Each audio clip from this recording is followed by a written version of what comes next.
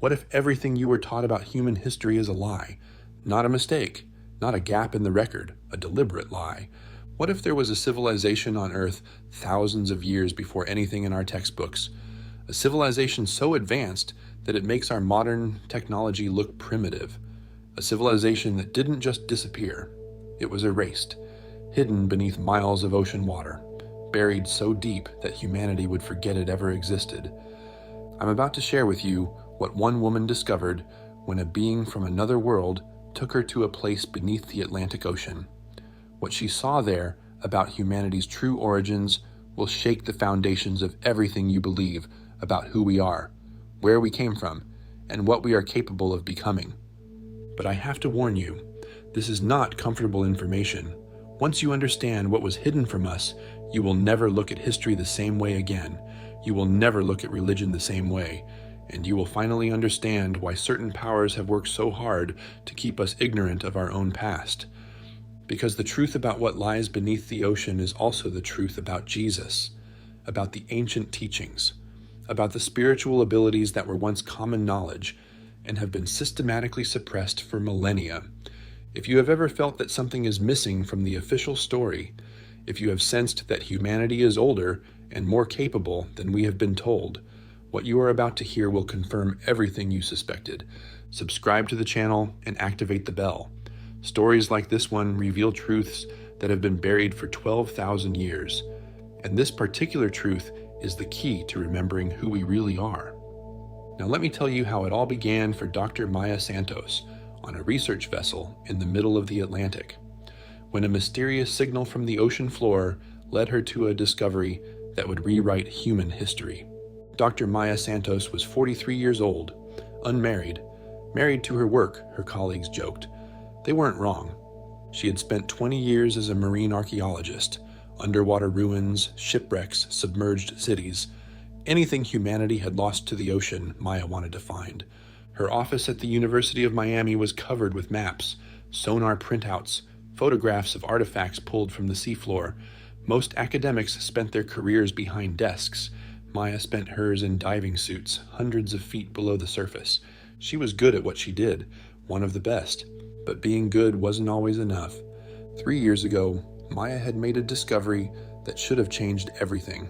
Off the coast of Cuba, at a depth of over 2,000 feet, her team's sonar had detected geometric structures, perfect right angles, massive stone blocks arranged in patterns that could not be natural. Maya had been certain this was evidence of an ancient civilization, older than anything in the textbooks, older than the Egyptians, older than Mesopotamia. She published her findings, presented at conferences, submitted to peer-reviewed journals, and the academic establishment destroyed her. Impossible, they said. Misinterpreted data, equipment malfunction. No civilization could have existed at that depth. The area had been underwater for over 10,000 years. Exactly, Maya had argued. That's the point. What if there was a civilization before the oceans rose? What if everything we know about human history is just the tip of the iceberg? They laughed at her, called her a fringe theorist, compared her to the crackpots who believed in ancient aliens and Atlantis. Her funding dried up. Speaking invitations disappeared. Colleagues who had once respected her work stopped returning her calls. Maya didn't give up. She couldn't. Because she had seen those sonar images, she had studied the data for months. She knew what geometric precision looked like, and what she found off Cuba was not natural formation. Something was down there, something that shouldn't exist. For 3 years, she worked in relative obscurity, took smaller projects, taught undergraduate courses to pay the bills, kept searching for evidence that would vindicate her. And then, 6 months ago, she received an anonymous email. No sender name, no return address, just coordinates in the middle of the Atlantic Ocean, and one sentence. You were right about Cuba. This is bigger. Maya had traced the email through every channel she knew. Nothing. Whoever sent it knew how to stay hidden. She should have ignored it. Probably a hoax, some amateur trying to lure her into another embarrassment. But the coordinates nagged at her. They were in the middle of nowhere. No known geological features, no shipping lanes, no reason for anyone to even look there, unless someone knew something the rest of the world didn't. Maya called in every favor she had left, scraped together funding from private donors, who still believed in her work, convinced a skeleton crew to join an expedition that most scientists would have called a waste of time. 3 weeks ago, she set out on a research vessel called the Horizon. Small ship, barely adequate equipment, a crew of 7, most of them graduate students desperate for field experience. It wasn't much, but it was all she had. Now the Horizon floated in calm waters under a clear night sky, 1,500 miles from the nearest coast, nothing but dark ocean in every direction. Maya stood on the deck, staring at the stars, wondering if she had finally lost her mind. Her equipment had detected something. 4 hours ago, the sonar had picked up structures on the ocean floor, 3,000 feet down, too deep for any dive, too deep for their submersible camera to reach clearly. But the readings were unmistakable, the same geometric patterns she had seen off Cuba, only bigger, much bigger. Dr. Santos? Maya turned. Carlos, her lead technician, was walking toward her. Young guy, brilliant with electronics, one of the few people who hadn't abandoned her after the Cuba disaster. What is it? You need to see this. His face was pale. Even in the dim deck lights, she could see his hands shaking. The hydrophones are picking up something. I don't know how to explain it. Maya followed him to the equipment room. Banks of monitors, recording devices. The hydrophones were underwater microphones designed to detect sounds from the deep ocean. Play it, she said. Carlos pressed a button. The sound that filled the room made Maya's blood run cold. It wasn't mechanical, wasn't natural. It was a pattern, a rhythm, almost like a heartbeat, but layered with frequencies that seemed to shift and change, pulses that rose and fell in sequences that felt deliberate. That's coming from the structures? Maya asked. Directly from them. The source is exactly where the sonar detected the geometric formations. Maya stared at the waveform on the screen. Her scientific mind raced through explanations. Underwater volcanic activity, whale songs, some kind of geological phenomenon. Nothing fit. How long has this been going on? We don't know. We only started recording 4 hours ago. But Dr. Santos... Carlos hesitated. The pattern, it's not random. I ran it through linguistic analysis software, just as a test. And? The software thinks it's a language. Maya felt the deck shift beneath her feet, not from the waves, from the implications. Something was down there, something that shouldn't exist, and it was trying to communicate.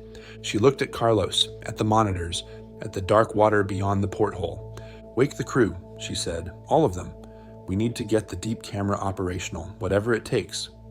Because Maya Santos had spent 3 years being called a fool, being told she was chasing fantasies, being dismissed and discredited and pushed to the margins of her own field.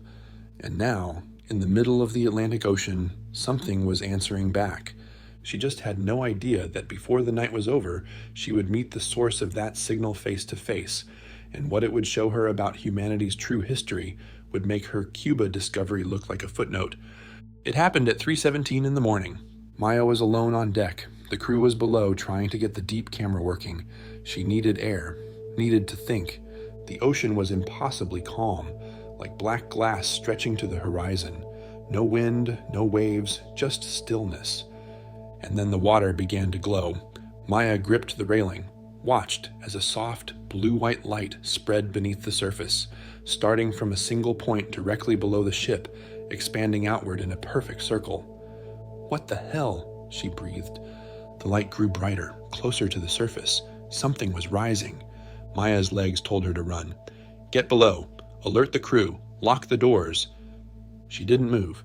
20 years of searching for impossible things, 20 years of being told she was crazy for believing humanity's past was bigger than the textbooks allowed. If something was finally going to prove her right, she wasn't going to run from it. The light broke the surface. Maya shielded her eyes. The glow was intense now, blinding. She could feel warmth radiating from it, could hear a low hum that seemed to vibrate in her chest, and then the light dimmed, contracted, took shape. A figure floated above the water, humanoid, but not human. The skin was pale, almost translucent, like light was moving beneath the surface. The body was tall and slender, the limbs slightly longer than human proportions, the head larger, smoother, and the eyes dark and deep and ancient, like looking into the ocean itself, Maya couldn't breathe, couldn't think. Every rational part of her brain screamed that this was impossible. Hallucination, sleep deprivation, something in the water. But she could feel the warmth from the figure's glow on her face, could hear the hum resonating in her bones. This was real. The figure moved closer, floating across the water toward the ship, stopped just feet from where Maya stood frozen at the railing, those dark eyes fixed on her, and then a voice, not in her ears, inside her head. "Do not be afraid, Maya Santos. I am not here to harm you. I am here because you have been searching, and you are finally ready to find." Maya's hands tightened on the railing, her knuckles white. "What are you?" Her voice came out as a whisper. "I am a keeper of records, a guardian of memory. I have watched your species for a very long time, and I have watched you specifically for 3 years, since you found the structures off Cuba." "You know about Cuba?" "I know everything about Cuba. I know you were right. I know they silenced you. And I know you never stopped believing what your own eyes showed you." Maya felt tears burning in her eyes. 3 years of doubt. 3 years of wondering if she had imagined it all. If the academic establishment was right, and she was just a deluded woman chasing fantasies. "Why are you here now? Why contact me?"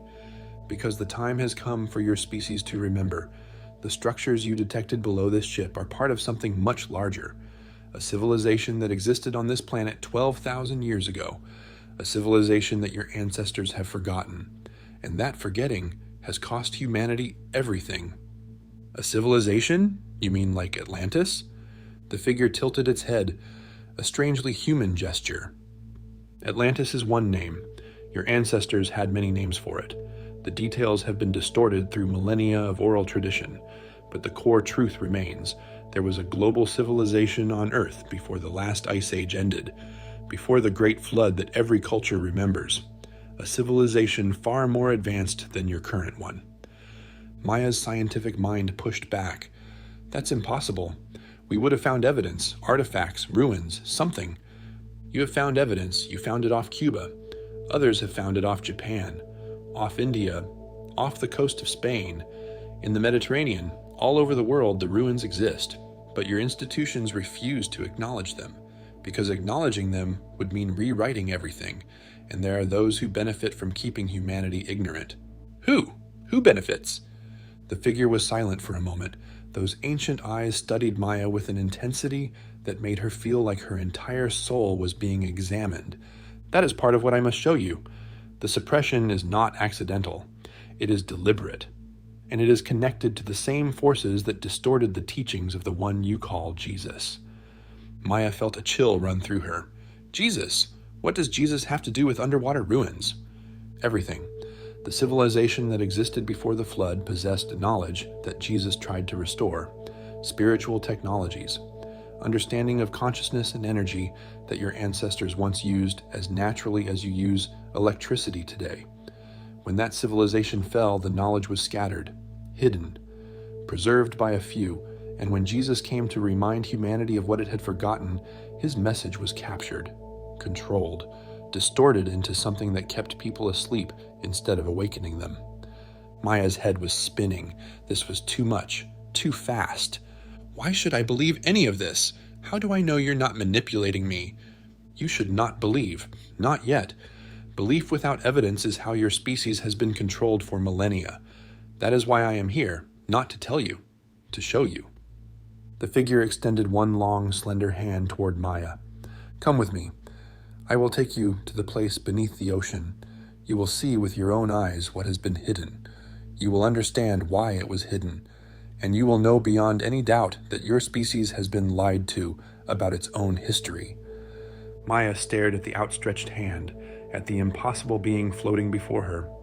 Every protocol of scientific research screamed at her to refuse. Document the encounter. Gather the crew. Approach this methodically. But another part of her knew, the part that had driven her into the ocean again and again, searching for proof that the textbooks were wrong, the part that had refused to give up even when everyone else abandoned her. This was why she was here. This was what she had been searching for her entire career. "If I come with you," she said slowly, "how do I know I'll survive? We're talking about 3,000 feet of water. The pressure alone would crush me. You will be protected. I will extend a field around you that will maintain your body's integrity. You will breathe. You will see. You will experience no harm. And if I refuse, then I will leave, and you will spend the rest of your life wondering what you might have discovered. The choice must be yours, Maya. It has always been about choice. Maya looked back at the ship, at the lights below deck where her crew was working, at the world she knew. Then she looked at the figure, at the hand still extended toward her, at the promise of answers she had chased for 20 years. She thought about Cuba, about the colleagues who had abandoned her, about the academic establishment that had branded her a fool. She thought about every ancient map that showed coastlines that no longer existed, every flood myth from every culture, every megalithic structure that modern engineering couldn't explain. The evidence had always been there. Humanity had just refused to see it. Maybe it was time to stop refusing. Maya released the railing, reached out, and took the being's hand. The moment their fingers touched, the world dissolved. She felt herself lifted, surrounded by light. The ship disappeared. The ocean disappeared. There was only the glow and the presence of the being beside her, and a sensation of moving very fast through space that wasn't quite space. And then she saw it, below her, emerging from the darkness of the deep ocean, illuminated by a light that seemed to come from everywhere and nowhere. A city, massive, sprawling, stretching across the ocean floor in geometric patterns that took her breath away. Pyramids, temples, towers, streets laid out in perfect grids, structures that dwarfed anything she had ever seen in her archaeological career. This was not a small settlement. This was not a primitive outpost. This was a civilization, a great civilization, preserved in the darkness of the Atlantic for 12,000 years. And Maya Santos was about to learn exactly what had happened to it, and why its destruction had set humanity on a path of forgetting that continued to this very day. Maya floated above the city, surrounded by the protective field the being had promised, breathing air that shouldn't exist 3,000 feet below the surface. She couldn't speak, could barely think. The scale of it, the sheer impossible scale. The city stretched for miles in every direction, stone structures covered in 12,000 years of sediment and sea growth, but still recognizable, still unmistakably the work of intelligent hands. Pyramids rose from the ocean floor, not crude imitations, perfect geometric forms, some larger than the Great Pyramid of Giza, temples with columns, roadways laid in grids, circular plazas, towers that must have once reached toward the sky. "This is real," Maya whispered. "This is actually real." Yes, this is one of the primary cities of the civilization you call Atlantis. There were others, many others, spread across a landmass that no longer exists above the water. How? How is this possible? Our science says humans were primitive 12,000 years ago. Hunter-gatherers, stone tools, nothing like this. Your science is wrong, not through incompetence, through deliberate limitation. The evidence has been found, again and again, but it is dismissed, buried, explained away, because the truth would require rewriting everything. Maya descended slowly through the water, the being beside her, guiding her toward the structures below. As they drew closer, she could see details, carvings on the temple walls, symbols she didn't recognize, images of figures that looked human but also something more. What happened to them? How did this end up underwater? The being was silent for a moment. Then, they destroyed themselves, not through war, through misuse of the very technologies that made them great. Maya landed softly on what had once been a street. Her feet touched stone that hadn't felt a human presence in 12 millennia. Let me show you what they were, what they achieved, and what went wrong. The being raised one hand. The water around them began to shimmer, change, and suddenly, Maya wasn't seeing the ruins anymore. She was seeing the city as it had been, alive, thriving, filled with people. The vision was so vivid she gasped, tall structures gleaming in sunlight, people walking the streets in flowing robes, gardens everywhere, fountains, trees, beauty beyond anything she had imagined, and technology. Not the technology of wires and machines, something else entirely. She saw people moving objects without touching them, saw healers placing hands on the sick and watching disease dissolve, saw individuals rising into the air, floating, defying gravity through will alone. "What is this?" Maya asked. "How are they doing these things?" "Consciousness technology." The being's voice was calm, patient. "Your ancestors understood something that modern humanity has forgotten. Consciousness is not produced by the brain. The brain is a receiver. Consciousness is the fundamental fabric of reality, and when properly trained, it can interact directly with matter and energy." The vision shifted. Now Maya saw what looked like a school, young people sitting in circles, teachers guiding them through exercises, the students practicing, moving small objects with their minds, creating light from their hands, healing minor injuries with focused intention. This was standard education in this civilization. Every child learned to access their natural abilities. By adulthood, these skills were as common as reading and writing are to you today. Maya watched a young woman lift a heavy stone with nothing but concentration. Watched a man heal a deep cut on his arm in seconds. Watched children playing games that involved levitation and telepathy. This is what humans were capable of? This is what humans are still capable of. The abilities never disappeared. They were suppressed, forgotten, bred out of your culture through millennia of conditioning, but the potential remains in every human being alive today. The vision shifted again. Now, Maya saw temples, not places of worship in the way she understood religion, places of training, of advancement. Priests and priestesses in white robes, teaching, demonstrating, helping students access deeper levels of consciousness. They understood that consciousness exists in frequencies, the being explained. Lower frequencies correspond to denser physical reality. Higher frequencies access subtler dimensions. The most advanced practitioners could shift their awareness across multiple frequencies simultaneously, could access information from what you might call higher dimensions, like psychics, mystics, far more developed. These were not rare gifts. This was systematic training available to anyone willing to do the work. Your species has always had this potential. This civilization simply remembered how to cultivate it. Maya watched an advanced practitioner demonstrate something extraordinary. The woman stood in a temple, eyes closed. Her body began to glow, then slowly, gradually became translucent, then disappeared entirely. Where did she go? She shifted her consciousness to a higher frequency, temporarily left physical reality entirely. This was considered an advanced technique, but achievable by any dedicated practitioner. "This is insane," Maya said. "If this was real, if humans could really do these things, why would we ever forget?" Because of what happened next. The vision darkened. The beautiful city began to change. Maya watched as something shifted in the culture, subtle at first, a growing fascination with power, with control, with using the consciousness technologies not for growth and healing, but for domination. A faction arose.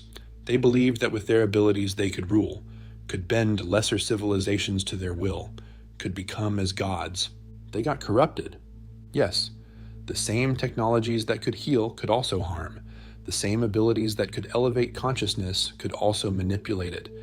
And when enough powerful individuals chose the path of control over the path of service, the balance broke. Maya saw conflict, not conventional war, something stranger. Battles fought with consciousness, energy weapons, mental attacks, the fabric of reality itself being torn by opposing forces. And then she saw the catastrophe, a weapon, something that was never meant to be created, a device that manipulated the planetary energy field itself. They sought to end the conflict with one decisive strike, the being explained. Instead, they triggered a cataclysm that nearly destroyed the planet. Maya watched in horror as the Earth convulsed. Massive earthquakes, volcanic eruptions across every continent, and water, walls of water, rising, sweeping, drowning everything. She saw the city around her disappear beneath the waves, saw millions die in hours, saw the most advanced civilization in human history wiped from the face of the earth. "The flood," Maya whispered, "the great flood that every culture remembers." Yes, not a myth, a memory, preserved in oral traditions around the world. The details differ. but the core truth remains. There was a global catastrophe approximately 12,000 years ago, and it was not natural. It was caused by the misuse of consciousness technology on a scale that destabilized the entire planet. The vision faded. Maya stood again in the ruins, the dead city, the monument to humanity's forgotten potential and forgotten failure. What happened to the survivors? Some survived, in mountains, in isolated regions. They carried fragments of the old knowledge, but the civilization was gone. The schools, the temples, the systematic training, all lost, and without the structures to preserve and transmit the knowledge, it fragmented, distorted, faded into myth. Maya sat down on the ancient stone. Her legs couldn't support her anymore. The weight of what she was learning pressed down on her. So humanity just forgot? Forgot everything they could do? Not forgot. Were made to forget. Maya looked up. What do you mean made? There were those who knew, among the survivors, small groups who preserved the core teachings, who continued to practice in secret, who waited for the right time to restore what had been lost. The being paused, but there were also others, groups who believed that the catastrophe proved humanity could not be trusted with these abilities, who decided that the species must be kept ignorant for its own protection, and who have worked ever since to ensure that the old knowledge never fully returns. Who? What groups? They have worn many names across millennia. Mystery schools that hoarded knowledge instead of sharing it, priesthoods that controlled access to spiritual truth, institutions that positioned themselves as intermediaries between humanity and the divine. The being moved closer to Maya. This is where Jesus enters the story. Maya felt her pulse quicken. Jesus was a master of the old knowledge. He was trained in the preserved teachings. He understood consciousness technology as naturally as his contemporaries understood farming or carpentry. The miracles, Maya said slowly, the healings, walking on water, all of it. Applications of the same abilities that were common in this civilization. Jesus was demonstrating what every human being is capable of. He said so explicitly. These things I do, you shall do also, and greater things than these. But the church never taught it that way. They said Jesus was unique, divine, that his powers were his alone. Exactly. His message was captured, reframed. The teachings of empowerment became a doctrine of dependency. Instead of learning to access their own divine nature, humans were taught to worship an external God and wait for salvation from outside.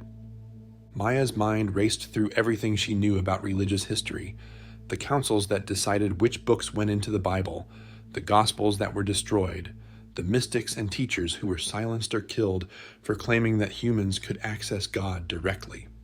It was deliberate? The whole thing was deliberate suppression? Not the whole thing. There were sincere believers at every stage, good people who genuinely wanted to help. But the structures that emerged served a different purpose than what Jesus intended.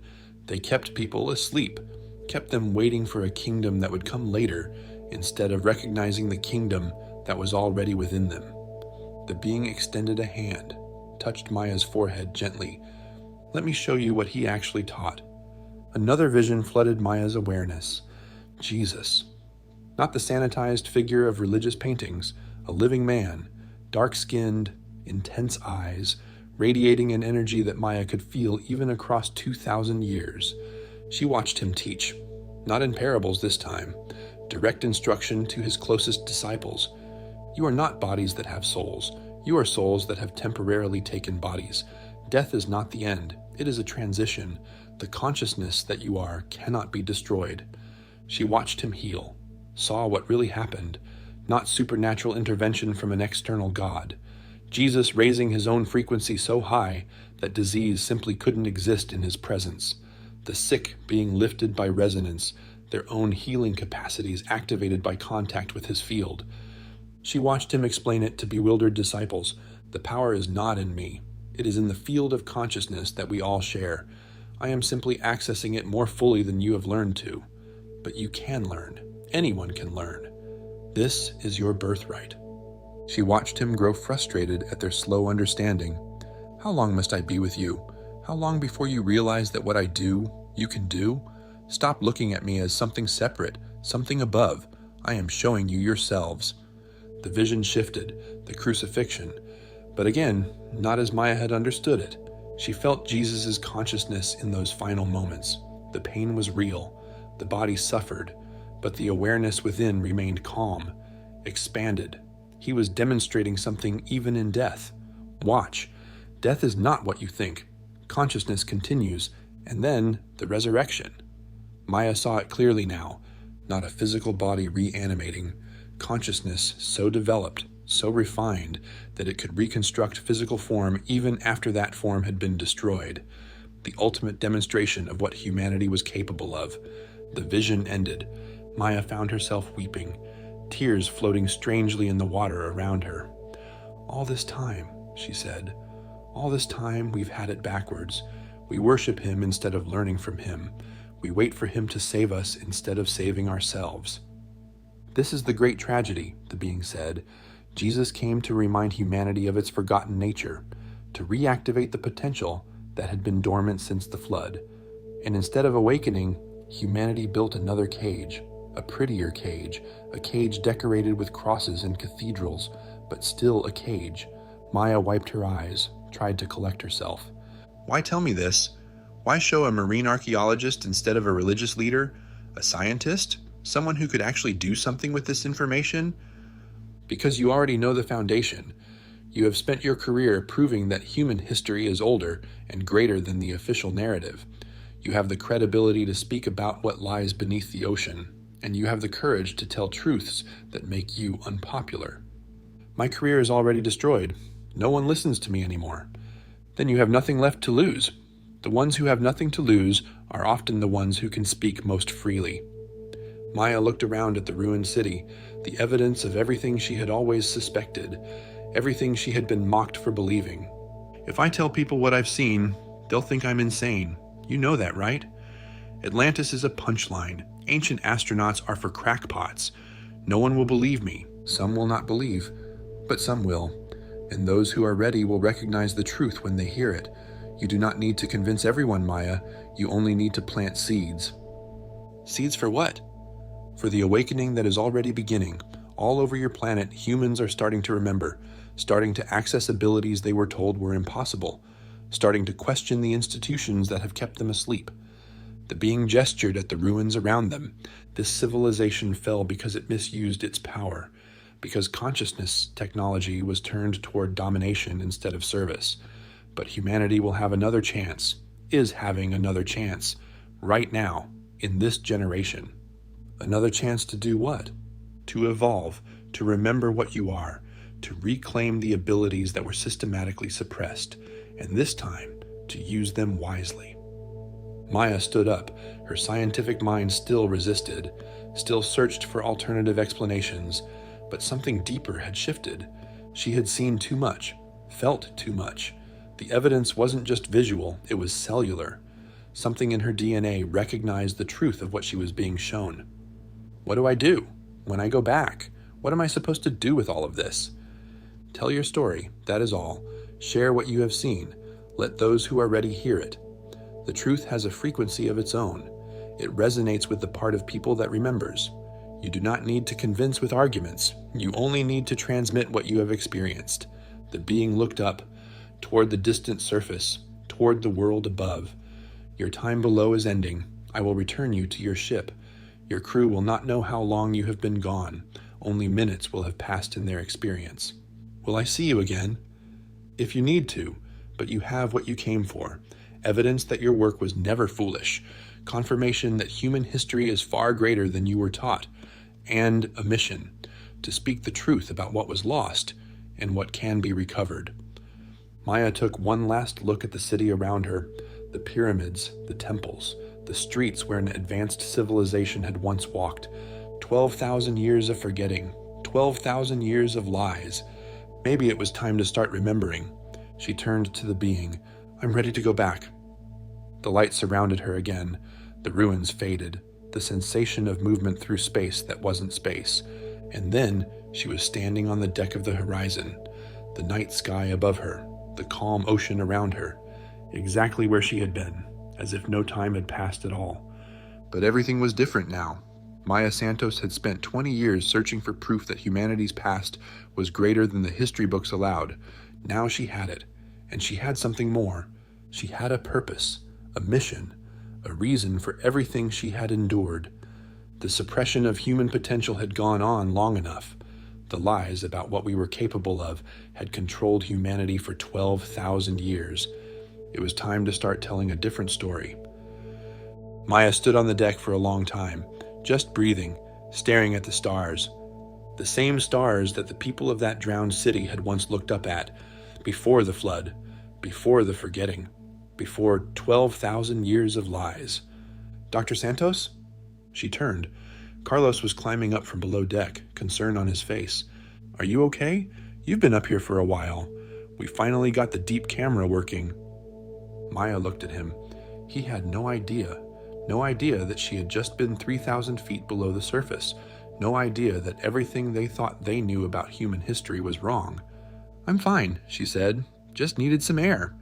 But she wasn't fine. She was changed, fundamentally, permanently. The expedition continued for another week. They captured footage of the structures, documented the geometric patterns, recorded the strange signals that continued pulsing from below. None of it would be enough to convince the academic establishment. Maya knew that. The same people who had destroyed her career over Cuba would find ways to dismiss this too. But that wasn't the point anymore. The point was to plant seeds, to tell the story, to let those who were ready hear it. When the Horizon returned to port, Maya did something she had never done before. She refused the traditional academic channels. No peer-reviewed journals, no conference presentations, no begging for approval from institutions that had already proven they weren't interested in truth. Instead, she started talking, directly. To anyone who would listen, she posted videos online, raw, unpolished, just her face and her voice and the evidence she had gathered. She didn't mention the being, not yet, just the structures, the signals, the implications. The response was immediate. The academic establishment attacked. It called her desperate, called her deluded, said she was destroying whatever remained of her reputation. But something else happened too. People listened, thousands of them, then tens of thousands. People who had always felt that something was missing from the official history. People who had sensed that humanity was older and more capable than they had been told. They found Maya's videos. They shared them. They reached out with their own stories, their own evidence, their own experiences of being silenced for asking the wrong questions. Maya wasn't alone anymore. 3 months after the expedition, she received an email from a physicist in Germany who had been studying anomalous energy readings in ancient sites, from an archaeologist in Japan who had found underwater structures that his university refused to acknowledge, from a geneticist in India who had discovered impossibilities in human DNA that her colleagues told her to ignore. They were everywhere: scientists, researchers, seekers, people who had seen pieces of the puzzle and been told they were imagining things. Maya started connecting them, building a network, not an institution, something looser, more organic, a web of truth-tellers who were done waiting for permission. 6 months after the expedition, she gave her first public talk, a small venue, maybe 200 people. She told the whole story this time, the structures, the being, the visions, everything. She expected ridicule, prepared herself for it. Instead, something remarkable happened. People wept. People approached her afterward with shaking hands, telling her that she had put words to things they had felt their entire lives but never been able to articulate. I always knew, an elderly woman said, gripping Maya's hand. I always knew we were more than they told us. I just didn't have proof. You are the proof, Maya said. We all are. The abilities are still in us, dormant, waiting. She started teaching, not the technical skills of marine archaeology, something deeper, meditation practices the being had transmitted to her, techniques for accessing expanded states of consciousness, methods for beginning to remember what humanity had forgotten. Some students progressed quickly, others struggled, but everyone who sincerely practiced began to notice changes, intuitions that turned out to be accurate, moments of knowing things they couldn't explain, glimpses of the greater reality that the being had shown her.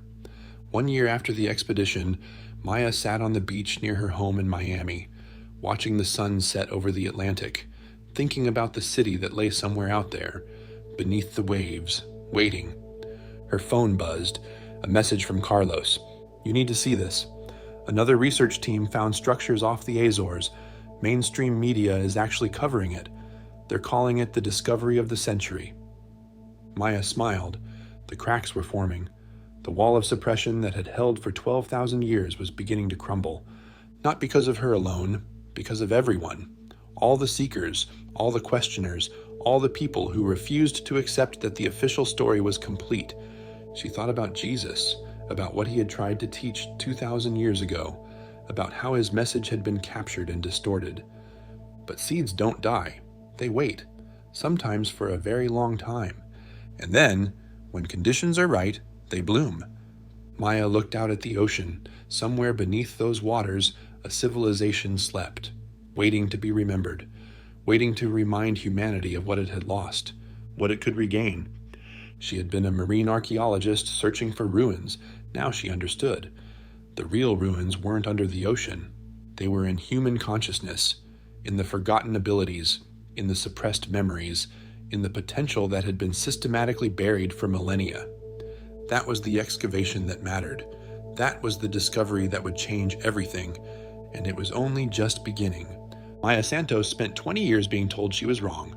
Wrong about Cuba, wrong about underwater structures, wrong about human history being older and greater than the textbooks allowed. She wasn't wrong. She was early. And now you have heard what she discovered. A civilization beneath the ocean. Evidence of humanity's forgotten greatness. Proof that we were once capable of things that modern science calls impossible. But this isn't just a story about the past. It's a story about you. The abilities that the people of that drowned city possessed are not gone. They are dormant, suppressed, waiting in your DNA for the moment you decide to remember. The same consciousness technology that built pyramids and healed the sick and allowed humans to access higher dimensions of reality still exists. It was never destroyed. It was hidden. From you, from your parents, from every generation since the flood. And the institutions that benefit from your ignorance are still working to keep you asleep, but the cracks are forming.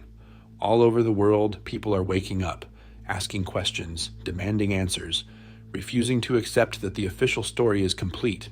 You felt it, didn't you?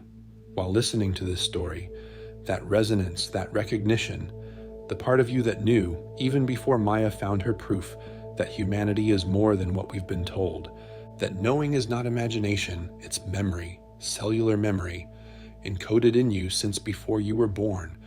The question is what you do with it now. Do you go back to sleep, accept the limitations you were taught, wait for permission from institutions that will never give it? Or do you start remembering, start questioning, start accessing the potential that has always been yours? Leave a comment below. Tell me what resonated. Tell me what you've always suspected about human history. Tell me about the abilities you've glimpsed in yourself that you were told couldn't be real. Because every person who speaks their truth makes it easier for others to speak theirs. Every person who remembers helps the collective remembering. The city beneath the ocean waited 12,000 years to be found. How long will you wait to find yourself? Subscribe to the channel and activate the bell. There are more truths buried beneath the surface. More stories that challenge everything you think you know. More evidence that humanity's past and humanity's potential are far greater than anyone has told you. The excavation has begun, and you are part of it now.